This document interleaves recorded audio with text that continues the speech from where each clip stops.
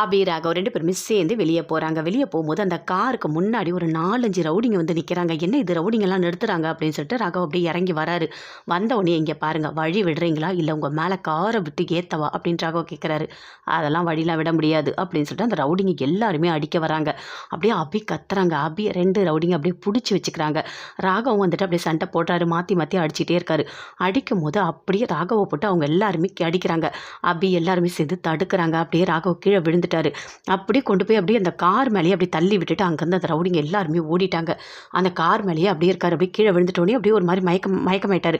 அப்படியே கிட்ட போய் கத்துறாங்க, ராகவ் எழுந்துருங்க எழுந்துருங்க அப்படின்னு சொல்லிட்டு தண்ணியெல்லாம் தெளித்து ஒரு வழியாக எழுப்பி விடுறாங்க. எழுந்துட்ட உடனே சரி வா வீட்டுக்கு போகலாம் அப்படின்னு ராகவ் சொல்கிறாரு. இங்கே பாரு, நடந்த எதையுமே நீ வீட்டில் போய் யார்கிட்டையுமே சொல்லக்கூடாது அப்படின்னு ராகவ் சொல்கிறாரு.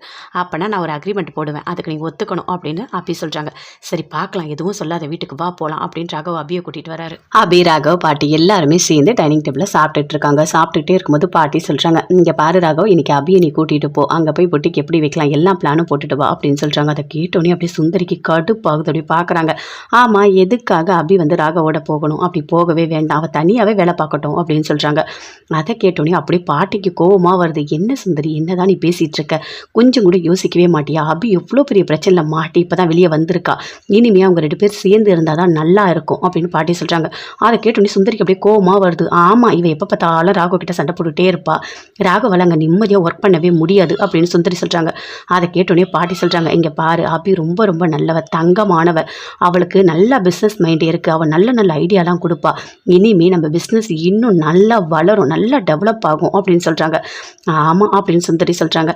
சரி 2 பேரும் கிளம்புங்க அப்படின்னு சொல்கிறாங்க. அங்கேருந்து 2 பேருமே போகிறாங்க. அப்படியே முரளிக்கு கோவமாக வருது, பயங்கரமாக கடுப்பாகுது. அப்படியே இவங்க 2 பேரும் ஒன்றா போகிறாங்களே, ஐயோ எப்படி தடுக்கிறதே தெரியலையே அப்படின்னு சொல்லிட்டு அப்படியே கோவமாக இருக்காரு.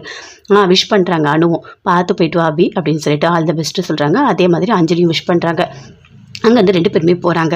போன உடனே அப்படி பார்க்குறாங்க லாவண்யா. ஆமாம், நீ எதுக்கு அபியை கூட்டிகிட்டு வந்திருக்க அப்படின்னு கேட்குறாங்க. அபி வந்துட்டு இனிமேல் என்னோட தான் இருக்க போகிறா, இங்கே தான் பொட்டிக்கு வைக்க போகிறா அப்படின்னு சொல்கிறாரு. அதை கேட்டோடனே அப்படியே லாவண்யாவுக்கு கடுப்பாகுது. என்ன ராகவ் சொல்கிற, எதுக்காக நீ வந்துட்டு அபியை இங்கே கூட்டிகிட்டு வந்து பொட்டிக்கு வைக்க போகிற அப்படின்னு சொல்லிட்டு கேட்குறாங்க. இல்லை, பாட்டி தான் வந்துட்டு சொன்னாங்க, அபியை கூடவே வச்சுக்க சொன்னாங்க அப்படின்னு சொல்லிட்டு நடந்த எல்லாத்தையுமே ராகவ் சொல்கிறாரு. அப்படியே லாவண்யாவுக்கு கோவமாக வருது. அப்படியே பார்க்குறாங்க, அபி பார்க்குறாங்க. அங்கேருந்து ராகவ் உள்ளே போயிட்டாரு. அப்படியே அபியை பார்த்துட்டு கேட்குறாங்க, என்ன இனிமேல் நீ ராகவ் கூடயே இருக்க போறியா அப்படின்னு சொல்லிட்டு. ஆமாம், நான் ராகவ் கூட தான் இருக்க போகிறேன். ராகவ் யார் தெரியுமா? எனக்கு தொட்டு தாலி கட்டின என்னோட புருஷன். ஏன் புருஷன் கூட நான் இருக்கிறதுல உங்களுக்கு என்ன பிரச்சனை அப்படின்னு அபி கேட்குறாங்க. லாவண்யாவால் எதுவுமே பேசவே முடியல. அப்படியே கோவமாக வருது. அங்கேருந்து அப்படியே போகிறாங்க. போ நீங்கள் எவ்வளோ கோவமாக வேணா போ, ஆனால் உன்னை விடவே மாட்டேன்.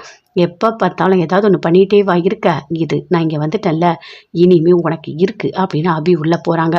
போனோடனே ராகவ் சொல்கிறாரு, நீ இந்த இடத்துல வச்சுக்கோ, இங்கே வந்து பொட்டிக்கு வச்சுக்கோ அப்படின்னு சொல்கிறாரு. இடம்லாம் ஓகேவாக தான் இருக்குது, ஒன்றும் பிரச்சனை இல்லை, பார்த்துக்கலாம் அப்படின்னு சொல்லிட்டு அபி சொல்கிறாங்க. சரி உனக்கு என்னென்ன பண்ணணும் எல்லாமே என்கிட்ட சொல்லு, எல்லாமே நான் அரேஞ்ச் பண்ணி தரேன், எல்லாமே நான் பண்ணுறேன் அப்படின்னு ராகவ் சொல்கிறாரு. சரிங்க அப்படின்னு சொல்லிட்டு அபி சொல்கிறாங்க. ரொம்ப 2 பேருமே சேர்ந்து ரொம்ப சந்தோஷமாக பேசிகிட்டு இருக்காங்க. அது அப்படியே லாவண்யா பார்க்குறாங்க. பார்த்தோன்னே அப்படி கட்டு பார்க்குறாங்க.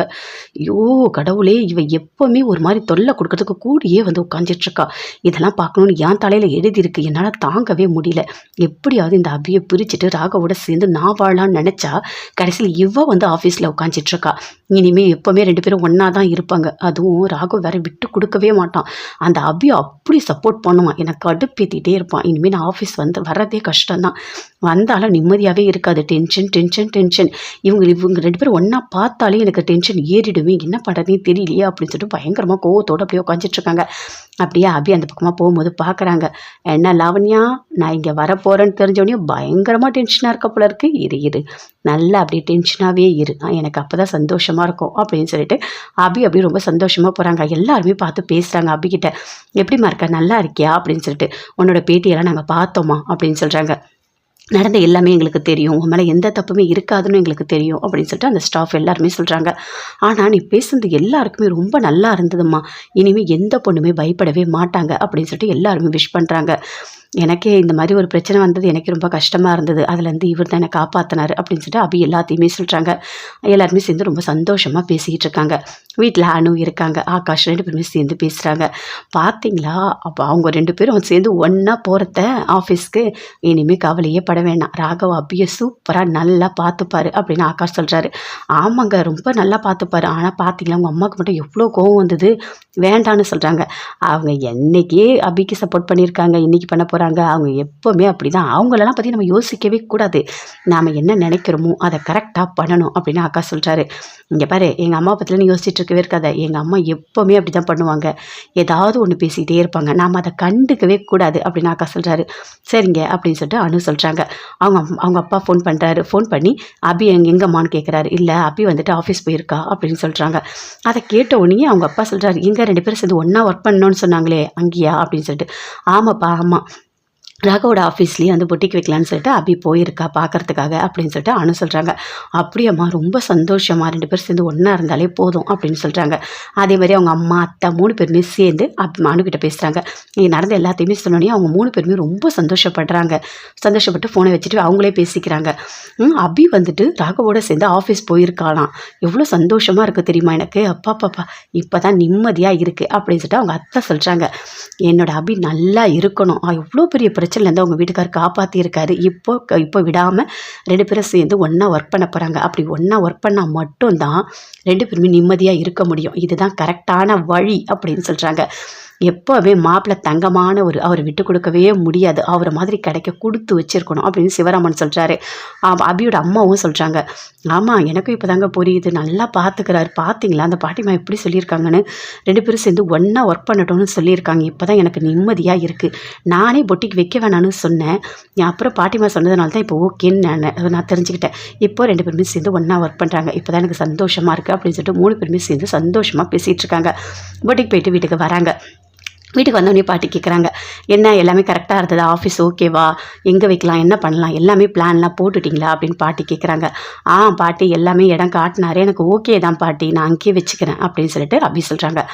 சரிம்மா, உனக்கு ஏதாவது வேணும்னா ஹெல்ப் வேணும்னா நீ கேளு, ஆகாஷ் வந்து எல்லாமே பண்ணுமா, நீ ராகவ்கிட்டையும் சொல்லு, நீயே ரொம்ப கஷ்டப்பட்டுட்டு இருக்காத அப்படின்னு பாட்டி சொல்கிறாங்க. இல்லை பாட்டி, இல்லை நான் அதெல்லாம் எதுவுமே பட மாட்டேன் அப்படின்னு சொல்லிட்டு அபி சொல்கிறாங்க. ஆகாஷ் சொல்கிறாரு, இங்கே பாருங்கள் அபி, உங்களுக்கு என்ன பண்ணணும்னு சும்மா ஒரே ஒரு வார்த்தை சொன்னால் போதும், எல்லாமே கம்ப்ளீட்டாக சூப்பராக பண்ணிவிடுவேன் அப்படின்னு ஆகாஷ் சொல்கிறாரு. நான் வேணா கண்டிப்பாக சொல்கிறேன் அப்படின்னு சொல்லிட்டு அபி ராகவ் 2 பேருமே சேர்ந்து ரூம்குள்ளே போகிறாங்க. ரூம்குள்ளே போன உடனே அபி வந்து ரொம்ப சந்தோஷமாக இருக்காங்க, பயங்கரமாக சந்தோஷப்படுறாங்க. என்ன உன் ஃபேஸ் அப்படியே பிரைட்டாக இருக்குது, ரொம்ப சந்தோஷமாக இருக்க மாதிரி இருக்குது அப்படின்னு ராகவ் சொல்கிறாரு. அதுவா, ஒன்றும் இல்லைங்க அப்படின்னு சொல்கிறாங்க. என்ன ஒன்றும் இல்லைன்னு சொல்கிற, அதுவே சிரிச்சுக்கிட்டு சொல்கிற, சொல்லு என்னாச்சு அப்படின்னு ராகவ் கேட்குறாரு. இல்லை, நீங்களும் நானும் ஒன்றா ஒர்க் பண்ணுறத நினச்சி நான் தானாகவே சிரிக்கிறேன் அப்படின்னு அபி சொல்கிறாங்க. ஏன் என்ன, இல்லை எப்போ பார்த்தாலும் உண்மையாகவே நம்ம 2 பேரும் சண்டை தானே போட்டுட்ருப்போம், நம்ம 2 பேருக்கு ஒத்தே வராது, அது எப்படி ஒரே இடத்துல இருப்போம் அப்படின்னு நினச்சி பார்க்குறேன் அப்படின்னு சொல்கிறாங்க. அதை கேட்டோடனே ராகவ், ஆனாலும் உனக்கு அவ்வளோதான் அப்படின்னு சொல்கிறாரு. சரி என்னென்ன பண்ணணும், என்ன எப்படி ஷிப் பண்ணணும், என்ன எல்லாமே நீ வந்து டீட்டெயில்ஸாக எழுதி வை அப்படின்னு ராகவ் சொல்கிறாரு. அபி கிட்ட அபியும் சரிங்க நீங்கள் சொன்ன மாதிரி நான் எல்லாமே பண்ணிடுறேன் அப்படின்னு சொல்லிட்டு இருக்காங்க. அப்படியே அபி பார்த்துட்டே இருக்காங்க ராகவை. என்ன என்னையே பார்த்துட்ருக்க அப்படின்னு சொல்லிட்டு கேட்குறாரு. இல்லைங்க ரொம்ப தேங்க்ஸ் அப்படின்னு சொல்கிறாங்க. அதான் ஆல்ரெடி சொல்லிட்டு எத்தனை வாட்டி சொல்லுவேன் அப்படின்னு ராகவ் கேட்குறாரு. இல்லைங்க, உங்களுக்கு எத்தனை வாட்டி வேணால் சொல்லணும், நீங்கள் மட்டும் இல்லைனா இந்நேரம் நான் வெளியே வந்திருக்கவே முடியாது தெரியுமா, எவ்வளோ கஷ்டப்பட்டு என்னை காப்பாற்றியிருக்கீங்க, உங்களை நான் எப்போவுமே மறக்கவே மாட்டேன் அப்படின்னு அப்படி சொல்கிறாங்க.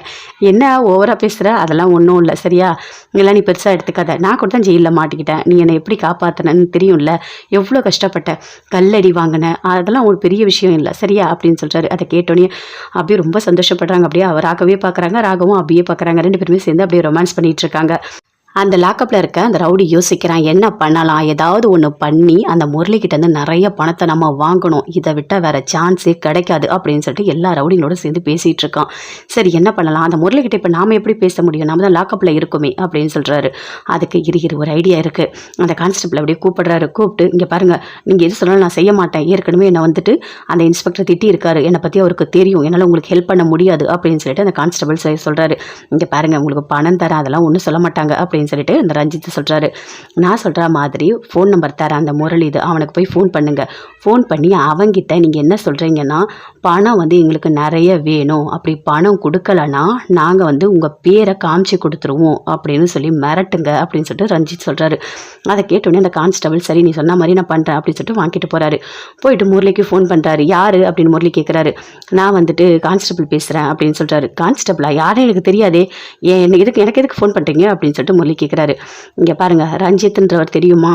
ஐயோ தெரியுமே, இவன் இப்போ லாக்கப்பில் தானே இருக்கான், யார் ஃபோன் பண்ணுறது அப்படின்னு சொல்லிட்டு அப்படி யோசிக்கிறாரு. என்ன யார் ரஞ்சித், எனக்கு எதுவுமே தெரியாது அப்படின்னு முரளி சொல்கிறாரு. இங்கே பாருங்கள், அவர் தான் ஃபோன் பண்ண சொன்னார். அவர் பேர் ரஞ்சித், இப்போ லாக்கப்பில் இருக்கார். அவர் வந்துட்டு உங்ககிட்ட பணம் கேட்டிருக்காரு. அவருக்கு தேவையான பணத்தை நீங்கள் கொடுத்தீங்கன்னா உங்கள் பேரை அவர் சொல்ல மாட்டாராம், அப்படி இல்லைன்னா உங்கள் பேரை சொல்லி உங்களை மாட்டி விட்டுருவேன்னு சொல்கிறாரு அப்படின்னு சொல்லிட்டு நடந்த எல்லாத்தையுமே கான்ஸ்டபிள் முரளிக்கிட்ட சொல்கிறாரு. அதை கேட்டோன்னே முரளி அப்படியே ஷாக் ஆகுறாரு. ஐயோ இவன் எதுக்கு தேவையில்லாத வேலைலாம் பார்த்துக்கிட்டு இருக்கான், என்ன எதுக்காக இதில் வந்து மாட்டி விடணும்னு நினைக்கிறான், ஐயோ இப்போ என்ன பண்ணுறதே தெரியலையே அப்படின்னு சொல்லிட்டு அப்படியே முரளி கடுப்பாகிறாரு. கடுப்பாயிட்டு யோசிக்கிறாரு. சரி எவ்வளோ பணம் கேட்டாலும் நான் தரேன், ஆனால் என்னை காட்டி கொடுக்கக்கூடாது அப்படின்னு சொல்லிட்டு முரளி சொல்கிறாரு. சரி நீங்கள் சொன்ன மாதிரி நான் போய் சொல்கிறேன் அப்படின்னு சொல்லிட்டு உள்ளே போய் கான்ஸ்டபிள் சொல்கிறாரு. அவர் பணம் கொடுக்க ஒத்துக்கிட்டாரு, அதனால் அவர் பேர் நீங்கள் சொல்லக்கூடாதுன்னு சொல்லியிருக்காரு அப்படின்னு கான்ஸ்டபிள் சொல்கிறாரு. சரி சரி, அக்கௌண்ட்டுக்கு பணம் ட்ரான்ஸ்ஃபர் ஆகணும், இந்த அக்கௌண்ட் நம்பர் தான், பணம்லாம் கரெக்டாக வருதான் செக் பண்ணிவிட்டு வந்து சொல்லு அப்படின்னு சொல்லிட்டு அந்த ரஞ்சித் சொல்கிறாரு. அதே மாதிரி போயிட்டு பணம் போட சொல்கிறாரு முரளியை. பணம் அவர் ஃபுல்லாக போடுறாரு. போட்டோன்னே அதே மாதிரி செக் பண்ணிவிட்டு வந்து சொல்கிறாரு. முரளி வந்து பணம்லாம் போட்டுட்டாரு, ஒன்றும் பிரச்சனை இல்லை அப்படின்னு சொல்லிட்டு அந்த கான்ஸ்டபிள் சொல்கிறாரு. சரி சரி, இப்போ ஒன்றும் பிரச்சனை இல்லை அப்படின்னு சொல்லிட்டு ரஞ்சித் அங்கே கூட இருக்க எல்லாருமே சேர்ந்து ரொம்ப சந்தோஷமாக பேசிகிட்டு இருக்காங்க. இப்போ என்ன பண்ணலாம், எப்படியாவது நம்ம தப்பிக்கணும், நம்ம தப்பிச்சு போனால் மட்டும்தான் நல்லா இருக்கும், இவ்வளோ பணத்தை வச்சுட்டு நம்ம ஏதாவது ஒன்று பண்ணிக்கலாம் அப்படின்னு சொல்கிறாங்க. சரி எப்போ தப்பிக்க முடியும், நம்மளை கரெக்டாக கூட்டிகிட்டு போயிட்டு அவங்க வந்து இந்த கோர்ட்டில் ஒப்படைக்க போகிறாங்க, நம்ம எப்படி தப்பிக்க முடியும் அப்படின்னு சொல்லிட்டு தப்பிக்கணும், ஏதாவது ஒன்று பண்ணி தப்பிக்கணும், போகிற வழியில் கூட தான் தப்பிக்கலாம் அப்படின்னு சொல்லிட்டு 3 பேருமே சேர்ந்து பிளான் போட்டுட்டு இருக்காங்க. அங்கேருந்து இன்ஸ்பெக்டர் வராரு. என்ன 3 பேரும் சேர்ந்து பேசிகிட்டு இருக்கீங்க, என்ன பேசிகிட்டு இருக்கீங்க அப்படின்னு சொல்லிட்டு அப்படியே உள்ளே வராரு. உள்ளே வந்து அப்படியே வந்து கொம்பு எடுத்துகிட்டு வந்து காட்டுறாரு. என்ன உங்களுக்கு எவ்வளோ தைரியம் இருந்தால் பொண்ணுங்க ட்ரெஸ் மாதிரி வீடியோவை எடுத்துருப்பீங்க அப்படின்னு சொல்லிட்டு 3 பேரும் போட்டு அடிக்கிறாரு. அடித்து கேட்குறாரு. இங்கே பாரு, உண்மையை சொல்லு, உங்களுக்கு பணம் கொடுத்து யார் செய்ய சொன்னா, அவனை உனக்கு தெரியும், இருந்தாலும் எங்ககிட்ட நீ காமிச்சு கொடுக்க மாட்ட, யாருன்னு தெரியலன்னு நீ போய் சொன்னால் நாங்கள் விட்டுருவோமா? கண்டிப்பாக கண்டுபிடிப்போம், யாருன்னு உண்மையை சொல்லி, இல்லை உனக்கு உன் கை காலை உடச்சிடுவேன் அப்படின்னு சொல்லிட்டு போட்டு நல்லா அடிக்கிறாரு. அப்படியே கத்துறாங்க ரஞ்சித், அந்த கூட இருக்க எல்லாருமே பயங்கரமாக கத்துறாங்க. அடிக்காதீங்க சார், நான் உண்மையை சொல்லிடுறேன் சார் அப்படின்னு சொல்லிட்டு பயங்கரமாக அடிக்கிறாங்க. உண்மையாகவே யாருன்னு எங்களுக்கு தெரியாது சார், ஏதோ ஃபோன் பண்ணி சொன்னாங்க, நாங்களாம் ஃபோன் பண்ணி சொல்லி பணம் போட்டுட்டா வேலை செய்வோம், அவ்வளோதான், அவங்க யார் இவங்க எதையுமே நாங்கள் பார்த்துட்ருக்க மாட்டோம் அப்படின்னு ரஞ்சித் சொல்கிறாரு. என்னடா சொல்கிறதே சொன்னால் நான் நம்பிடுவேனா? உன்னை மாதிரி எத்தனை பேரை நான் பார்த்துருப்பேன், உனக்கு எவ்வளோ திமிர் இருக்கணும், ஒரே வார்த்தையை 10 வாட்டி சொல்லிகிட்ருக்க, நீலாம் அடங்க மாட்டேன், உனக்கு இன்னும் இருக்குது அப்படின்னு சொல்லிட்டு அங்கே இருக்க 2 கான்ஸ்டபிளை கூப்பிட்டு நல்லா அடிக்க சொல்கிறாங்க. அப்படியே வலி தாங்க முடியாமல் எல்லாருமே சேர்ந்து அப்படியே பயங்கரமாக கத்துறாங்க. இங்கே பாரு, இன்னும் நீ உண்மையை சொல்லலை, இன்னும் உனக்கு அடி விழுந்துகிட்டே இருக்கும். இங்கே பாருங்கள், இவனுக்கு தண்ணி சாப்பாடு எதுவுமே கொடுக்காதீங்க, இவன் உண்மையை சொல்கிற வரைக்கும் இவனை விடவே கூடாது, இவன் பின்னாடி யார் இருக்கா, யார் வச்சு வந்து இவன் இந்த வேலைலாம் பார்த்தான், இது எல்லாமே எனக்கு டீட்டெயில்ஸ் தெரியணும் அப்படின்னு சொல்கிறாரு அங்கே இருக்க அந்த இன்ஸ்பெக்டர். சரிங்க நீங்கள் சொன்ன மாதிரி நாங்கள் சாப்பாடெலாம் கொடுக்க மாட்டோம் அப்படின்னு சொல்கிறாங்க. ஐயோ தாங்க முடியலையே, வலி தாங்க முடியலையே, நம்ம என்ன பண்ணுறதே தெரியலையே, இவர்கிட்ட இருந்து எப்படி நம்ம தப்பிக்கிறது, போட்டு இப்படி அடிக்கிறாங்களே, சாப்பாடு தண்ணி எதுவுமே இல்லைனா எவ்வளோ கஷ்டம் அப்படின்னு சொல்லிட்டு 3 பேருமே சேர்ந்து பேசிகிட்டு இருக்காங்க. இங்கே பாரு, அவன் வேறு நிறைய பணம் நமக்கு ட்ரான்ஸ்ஃபர் பண்ணியிருக்கான், இப்போ நம்ம எதுவுமே பண்ணவே முடியாது, நாம் இப்போ அமைதியாக தான் இருக்கணும், அதுவும் நம்ம அக்கௌண்ட்டுக்கு அவன் பணம் போடலை, வேறு ஒரு அக்கௌண்ட்டுக்கு போட சொல்லியிருக்கேன், அப்போ தான் அவ்வளோ பணமும் நம்மக்கிட்ட இருக்குது, இப்போ நம்ம அவனை காமிச்சு கொடுக்க முடியாது, கொஞ்சம் பொறுமையாக தான் இருக்கணும், எவ்வளோ அடித்தாலும் நம்ம தாங்கி தான் ஆகணும், இதிலேருந்து நம்ம வெளியே வந்தால் தான், இல்லை போகிற வழி நம்ம தப்பிச்சிடுவோம் அப்படின்னு சொல்லிட்டு ரஞ்சித் எல்லார்கிட்ட சொல்லிட்டு இருக்காரு. சரி அப்படின்னு சொல்லிட்டு பயங்கரமாக முடியாமல் இருக்காங்க. என்ன இவனுங்களை பார்த்தா உண்மையை சொல்கிற மாதிரியே தெரியல, எவ்வளோ அடி வாங்குறானுங்க, சாப்பாடு இல்லை தண்ணி இல்லை எல்லாத்தையுமே தாங்குறானுங்க, இவனுங்களை என்ன பண்ணுறது, எப்படியாவது நம்ம உண்மையை வர வைக்கணுமே, எவ்வளோ தைரியம் இருந்தால் இவ்வளோ பெரிய ஒரு கிரிமினல் வேலையை பார்த்துருப்பானுங்க, இதை அப்படியே விட்டால் பிரச்சனை பெருசாகிடும், இவனுங்க இதே வேலையை தொடர்ந்து செய்வானுங்க, என்ன பண்ணலாம் அப்படின்னு சொல்லிட்டு அப்படி இன்ஸ்பெக்டருக்கு அப்படி பயங்கரமாக யோசிச்சுட்ருக்காரு. கான்ஸ்டபிளை கூப்பிட்டு என்ன இவனுங்க ஏதாவது பண்ணானுங்களா அப்படின்னு சொல்லிட்டு கேட்குறாரா. இல்லை சார் நான் அவனுங்க எதுவுமே பண்ணலை, நீங்கள் தான் என்னை வந்து திட்டினீங்கல்ல, நான் எதுவுமே பண்ணலை சார் அப்படின்னு சொல்லிட்டு கான்ஸ்டபிள் சொல்கிறாரு. இங்கே பாரியா, நான் தான் உங்ககிட்ட சொன்னேன்ல, நீ வேலையை விட்டு போயிடணும், நீலாம் இங்கே வேலை செய்யவே கூடாது, புரியுதா, உங்ககிட்ட நான் அப்பயே சொன்னேன்ல, போயிட்டு நீயாவே எழுதி கொடுத்துட்டு போயிடு, உன்னை பார்த்தாலே கடுப்பாக இருக்குது, நீ பண்ண வேலைக்கு உன்னை இவ்வளோ நேரம் இங்கே வச்சுக்கிட்டு இருக்கிறது ரொம்ப பெரிய தப்பு, அப்படின்னு இன்ஸ்பெக்டர் அப்படியே திட்டுறாரு. அப்படியே பார்த்துக்கிட்டே இருக்காரு. ஏட்டு எதுவுமே சொல்லவே இல்லை. அப்படியே சுந்தரி வராங்க. முரளி 2 பேருமே சேர்ந்து பேசிட்டு இருக்காங்க. பார்த்தீங்களா அத்தை, பார்த்தீங்களா அவங்க 2 பேரும் சேர்ந்து ஒன்றா போயிருக்காங்க. போயிட்டு அங்கே ஒன்றா ஒர்க் பண்ண போகிறாங்க. என்னால் தாங்க முடியல அத்தை அப்படின்னு சொல்லிட்டு அப்படியே கோவமாக கத்துறாரு. இங்கே பாரு முரளி, நீ சும்மா கத்திட்டு இருக்காத, புரியுதா? நான் உனக்கு எத்தனையோ வாட்டி சொல்லியிருக்கேன். நீங்கள் ஏதாவது ஒரு பிளான் போட்டு அதை சரி பண்ணு. அவங்கள போக விடாமல் தடுக்கிறதுக்கு என்ன பண்ணலான்னு பாரு அப்படின்னு சொல்லிட்டு சுந்தரி சொல்கிறாங்க. எனக்கும் அதான் அத்தை ஒன்றுமே புரியல. எனக்கு வர கோவத்துக்கு அப்படியே கோவமாக வருது. அந்த பாட்டிமாவை அப்படியே போட்டு தள்ளிடலாமான்னு இருக்குது. அதுதான் இவ்வளோ கடுப்பேற்றிட்டு இருக்கு அப்படின்னு சொல்லிட்டு முரளி அப்படியே கோவமாக பேசுகிறாரு. இங்கே பாரு, நீ தேவையில்லாதெல்லாம் பண்ணிட்டு இருக்காது, யோசி. சரி, நான் ஒரு ஐடியா தரட்டுமா அப்படின்னு சுந்தரி சொல்கிறாங்க. சொல்லுங்க அத்தை அப்படின்னு சொல்லிட்டு முரளி கேட்குறாரு. இல்லை, அந்த லாவணி அங்கே தானே இருக்கா, அந்த லாவணியை நமக்கு போதுமே, அவளை நாம் சூப்பராக யூஸ் பண்ணலாம் அப்படின்னு சுந்தரி சொல்கிறாங்க. ஆமாம் இல்லை அத்தை, நான் மறந்தே போயிட்டேன். எனக்கு லாவணியை இப்போ தான் ஞாபகம் வந்திருக்கு. இங்கே பாரு, அங்கே ஒரு நிமிஷமும் அபி ஒர்க் பண்ணவே கூடாது. அவளே அந்த பொட்டிக்கை காலி பண்ணிட்டு வெளியே வந்துடணும். அந்த மாதிரி டார்ச்சர் கொடுக்கணும் அப்படின்னு சுந்தரி சொல்கிறாங்க. நீங்கள் சொல்கிறது கரெக்டாக தான் அத்தை இருக்குது. அப்போ லாவணியாவுக்கு ஃபோன் பண்ணலாம் அப்படின்னு சொல்லிட்டு லாவணியாவுக்கு ஃபோன் பண்ணுறாங்க. அவங்க அத்தை ஃபோன் பண்ணோடனே லாவணியா அட்டன் பண்ணி பேசுகிறாங்க. சொல்லுங்கள் ஆண்டி, எப்படி இருக்கீங்க, நல்லா இருக்கீங்களா அப்படின்னு லாவணியா கேட்குறாங்க. நல்லா தான் இருக்கேன். ஆமாம், அபி ராகவ் 2 பேருமே சேர்ந்து அங்கே ஒன்றா ஒர்க் பண்ண போகிறாங்க, உனக்கு தெரியுமா அப்படின்னு சொல்லிட்டு கேட்குறாங்க. வந்தாலே பார்த்தேன், எனக்கு அவ்வளோ கோவமாக வருது ஆண்டி. எனக்கு ராகவோட நான் சேர்ந்து வாழணும், எப்படியாவது அபியை பிரிக்கணும்னு நான் நினச்சேன். ஆனால் கடைசியில் அவள் என் வீட்டுக்காரு, நான் இங்கே தான் இருப்பேன் அப்படின்னு சொல்கிறா. என்னால் தாங்க முடியல அப்படின்னு சொல்லிட்டு அப்படியே லாவணியை ரொம்ப ஃபீல் பண்ணி சொல்கிறாங்க. அதுக்கு அப்படியே ஐடியா கொடுக்குறாங்க. இங்கே பாரு, நான் என்ன சொல்கிறேன்னா அதை அப்படியே கேளு அப்படின்னு சொல்லிட்டு சுந்தரி சொல்கிறாங்க. சொல்லுங்கள். அந்த அபி ஒரு நிமிஷம் கூட அங்கே இருக்கக்கூடாது. அங்கே உன்னால் என்ன டார்ச்சர் பண்ண முடியுமோ அதை நீ பண்ணிகிட்டே இரு, ஆட்டோமேட்டிக்காக அவள் வெளியே வந்துடுவா அப்படின்னு சுந்தரி சொல்கிறாங்க. சரிங்க ஆண்டி, நீங்கள் சொல்கிற மாதிரியே நான் பண்ணுறேன். என்னென்ன பண்ணுறேன்னு மட்டும் பாருங்கள். அந்த ராகவ் ஒரு நாள் கூட நிம்மதியாக ஆஃபீஸில் ஒர்க் பண்ணவே விட மாட்டேன். அந்த அபியை எனி டைம் திட்டிகிட்டே இருக்கணும், ஏதாவது ஒன்று பண்ணிகிட்டே இருக்க அப்படின்னு லாவணியா சொல்கிறாங்க. சூப்பராக, இப்போ தான் கரெக்டாக புரிஞ்சிட்ருக்க, விடவே விடாதே, ஏதாவது ஒன்று பண்ணிகிட்டே இரு அப்படின்னு சொல்லிட்டு சுந்தரியும் சொல்கிறாங்க. நீங்கள் சொல்கிறீங்களா ஆண்டி, நான் பார்த்துக்கிறேன் அப்படின்னு சொல்லிட்டு லாவணியா ஃபோனை வைக்கிறாங்க. வச்சுட்டு யோசிக்கிறாங்க. என்ன ராகவ், எப்போ பார்த்தாலும் அந்த அபியை விட்டு கொடுக்காமலா பேசுகிற?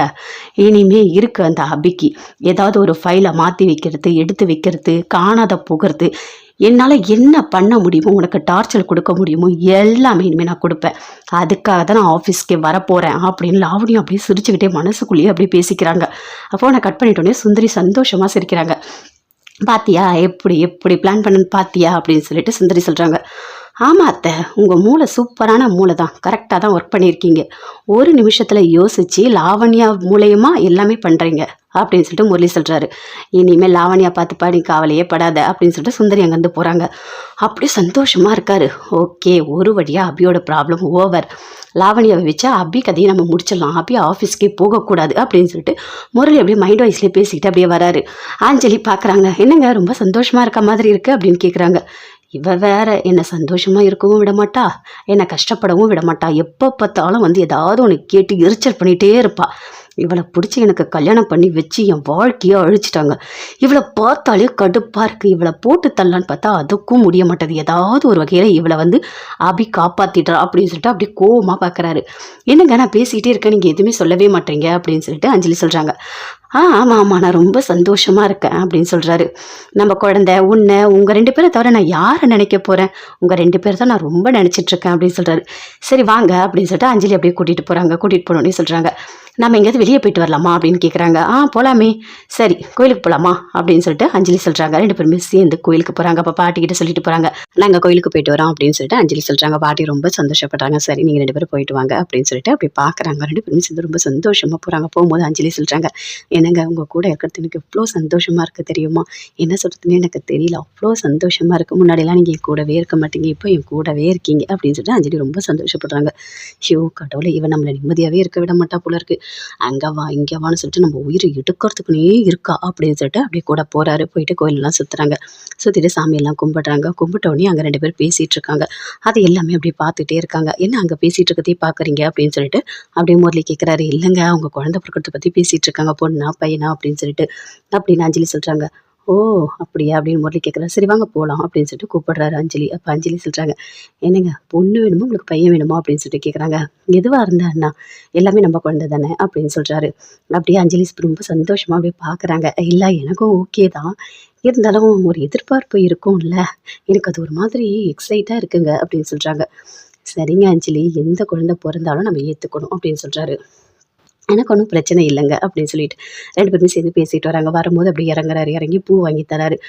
நீங்களே வச்சு விடுங்க அப்படின்னு அஞ்சலி சொல்றாங்க. அதே மாரி வச்சு விடுறாரு. வச்சு விட்ட உடனே அப்படியே அஞ்சலி ரொம்ப சந்தோஷப்படுறாங்க. பூவெல்லாம் வாங்கி வச்சு குடுக்குறீங்க அப்படின்னு சொல்லிட்டு.